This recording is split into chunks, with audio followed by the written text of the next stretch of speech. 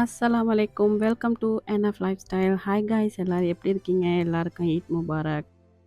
இந்த வீடியோ வந்து 1 வீக் ரம்ஜானுக்கு முன்னாடிலேருந்து நான் எடுத்தது. கொஞ்சம் கொஞ்சமாக என்னென்னா ப்ரிப்ரேஷன் பண்ணோங்கிறது தான் உங்க கூட நான் ஷேர் பண்ண போகிறேன். ஃபஸ்ட்டு வந்து நம்ம வந்து என்ன குக்கீஸ் செஞ்சோன்னு பார்த்தீங்கன்னாக்கா, பட்டர் குக்கீஸ்லேயே சாக்லேட் கோட்டட் செஞ்சோம்.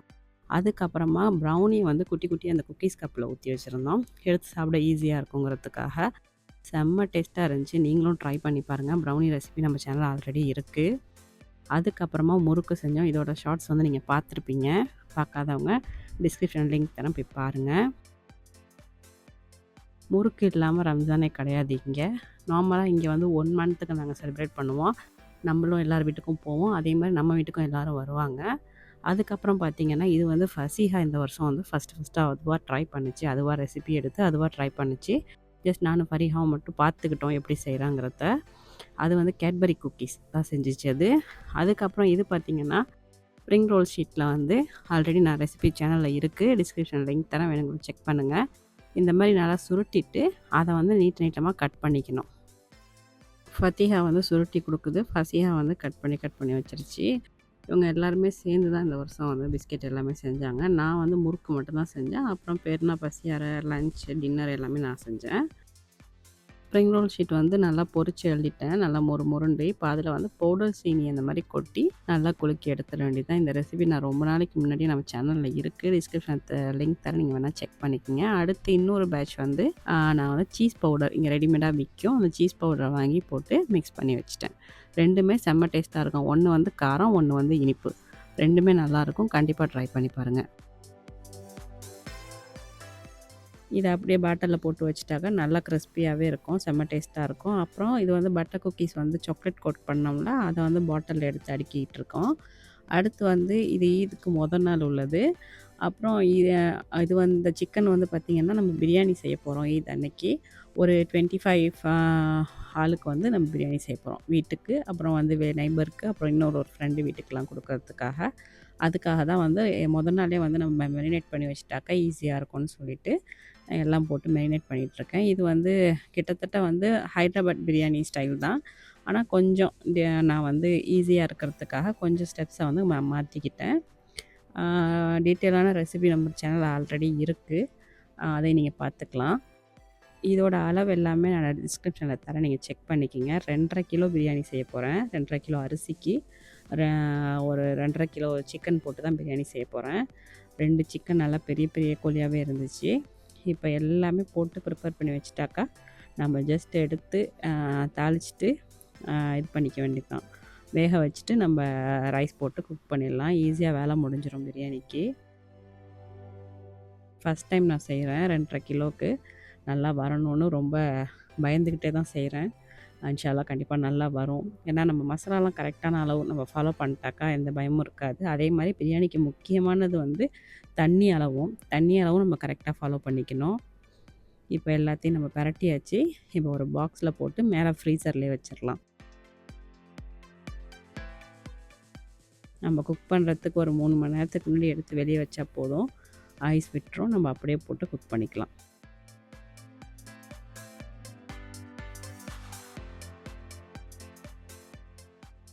இதெல்லாம் பண்ணி முடிச்சுட்டு இஃப்தாருக்கு என்னால் ஒன்றும் ரெடி பண்ண முடியல. ஸோ நாங்கள் வந்து டெக்ஸஸ் சிக்கன் சாப்பிட்லான்னு சொல்லிட்டு வெளியே போயிட்டு அங்கே ஆர்டர் பண்ணி சாப்பிட்டுட்டு தான் வந்தோம் வீட்டுக்கு.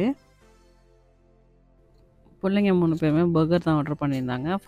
ஃபத்திஹாடை வந்து மெக்சிகன் சிக்கன் பர்கர், ஃபரிஹாடையும் வந்து டெக்ஸ் சுப்ரீம்னு சொல்லிட்டு நல்லா கிறிஸ்பியாக சீஸ் வச்சு நல்லா ஸ்பைஸியாக இருந்துச்சு. அந்த சிக்கன் வாங்கினாங்க.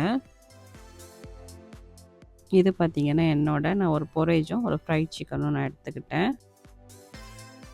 அதோடு அங்கேருந்து சாப்பிட்டுட்டு கிளம்பிட்டோம். வெளியில் பார்த்திங்கன்னா ரம்லான் பஜார் போட்டிருந்தாங்க. இது 30 நாளாகவே இருக்குது, நைட்டில் இருக்குது. ஆனால் எங்களுக்கு போக டைமே இல்லை. லாஸ்ட்டாக தான் நாங்கள் போனோம். லாஸ்ட் டே இப்படியே போயிட்டு வந்தோம்.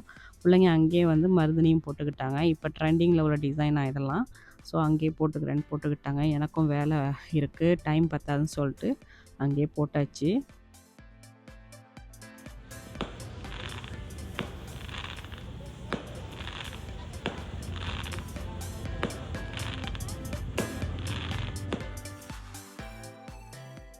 ஸோ அப்படியே கொஞ்சம் அந்த பஜார்லாம் கொஞ்சம் சுற்றி பார்த்தோம். ஒன்றும் பெருசாக வாங்குறதுக்கு இன்ட்ரெஸ்ட் இல்லை, ஏன்னா நிறைய ஷாப்பிங் பண்ணி முடிச்சாச்சு. ஸோ சும்மா அப்படி பார்த்துட்டு அதுக்கப்புறம் பிள்ளைங்க மருதாணி போட்டோன்னே அங்கேருந்து நாங்கள் கிளம்பிட்டோம்.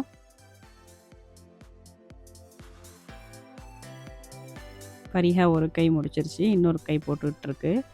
பசியா ஃபஸ்ட்டே போட்டுட்டு அது வெயிட் பண்ணிகிட்ருக்கு காயறதுக்காக. இது இன்ஸ்டன்ட் ஹென்னானால கொஞ்சம் காயணும்ல. இது என்னென்னு பார்த்தீங்கன்னா, பைனாப்பிள் பிஸ்கெட். இங்கே வந்து இந்த வருஷம் ரொம்ப வைரலாக எல்லாருமே ட்ரை பண்ணிகிட்டு இருந்தாங்க. எனக்கு ரொம்ப பிடிக்கும் இது. பைனாப்பிள் தாட்னு சொல்லணும். ரொம்ப நல்லாயிருக்கும். ஃபரிஹா சரி ட்ரை பண்ணலான்னு சொல்லி ட்ரை பண்ணிச்சு. டேஸ்ட்டு செம்ம சூப்பராக இருந்துச்சு. மேலே ஃபுல்லாக சீஸ் போட்டு. அதுக்கப்புறமா வந்து இந்த க பட்டர் குக்கீஸ் வந்து செய்யும்போதே ரொம்ப கிரேவிங்காக இருந்துச்சு. அதோட வந்து சாப்பிட்டு பார்த்தோம். செம்ம சூப்பராக இருந்துச்சு. அப்புறம் இந்த சிக்கன் எதுக்குன்னு பார்த்தீங்கன்னாக்கா, நம்ம வந்து பிரியாணிக்கு வந்து சிக்கன் 65 செய்கிறதுக்கு. இதில் ஒரு 2.5 கிலோ மாதிரி சிக்கன் வச்சுருக்கேன். அதில் வந்து இஞ்சி பூண்டு, மஞ்சத்தூள், அப்புறம் மிளகாய்த்தூள், அப்புறமா வந்து மல்லித்தூள் கொஞ்சம், பெருஞ்சீரகத்தூள், ஜீரகத்தூள் எல்லாம் போட்டுட்டு கொஞ்சமாக வந்து வினிகர் சேர்த்துக்கும். கொஞ்சம் சாஃப்டாக இருக்கும் சிக்கன், அதனால் வந்து வினிகர் சேர்த்துட்டு நல்லா மிக்ஸ் பண்ணிடலாம். அப்புறம் ஒரு முட்டை சேர்த்துக்குவோம். அதையும் நல்லா மிக்ஸ் பண்ணி வச்சிடலாம். எல்லாம் போட்டுட்டு ஒரு ஐட்டம் மெயினானதை விட்டுட்டேன், மறந்துட்டேன். அப்புறம் லாஸ்ட்டாக தான் போட்டேன்.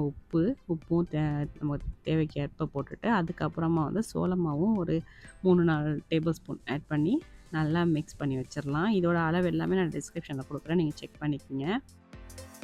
இந்த மாதிரி நிறையா குவான்டிட்டி செய்கிறதா இருந்தால் உங்களுக்கு ஈஸியாக இருக்கும். இப்போ இதையுமே வந்து நம்ம ஒரு பாக்ஸில் போட்டு ஃப்ரிட்ஜில் வச்சிட வேண்டியது தான். இது வந்து லஞ்சுக்கு தானே, அது இப்போ வந்து நம்ம பிரேக்ஃபாஸ்ட்லாம் முடிச்சுட்டு நம்ம எடுத்து வெளியே வச்சா கூட நம்ம ஃப்ரை பண்ணி சாப்பிட்டுக்கலாம். முதல் நாளே நம்ம வந்து மேரினேட் பண்ணி வச்சுட்டா நல்லா சாஃப்டாக இருக்கும் சிக்கன்.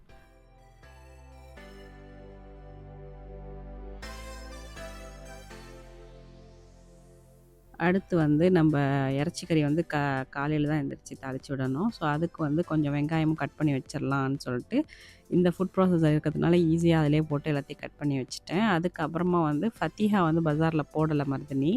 ஸோ அதனால வீட்டில் வந்து அதுக்கு மட்டும் போட்டுட்டு அதோட படுத்தாச்சு. இதோட கண்டினியூ வந்து அடுத்த வீடியோவில் பார்க்கலாம். இந்த வீடியோ உங்களுக்கு பிடிச்சிருந்தா லைக் பண்ணுங்கள், ஷேர் பண்ணுங்கள், கமெண்ட் பண்ணுங்கள். மறக்காமல் நம்ம சேனலை சப்ஸ்கிரைப் பண்ணி அப்படியே பெல் ஐக்கானையும் கிளிக் பண்ணிவிடுங்க. இந்த வீடியோ உங்களுக்கு பிடிச்சிருந்துச்சுன்னா கண்டிப்பாக கமெண்ட் பாக்ஸில் ஒரு ரெட் ஹார்ட் போட்டுருங்க. இன்ஷா அல்லாஹ் இன்னொரு வீடியோவில் சந்திப்போம். தேங்க்ஸ் ஃபார் வாட்சிங்.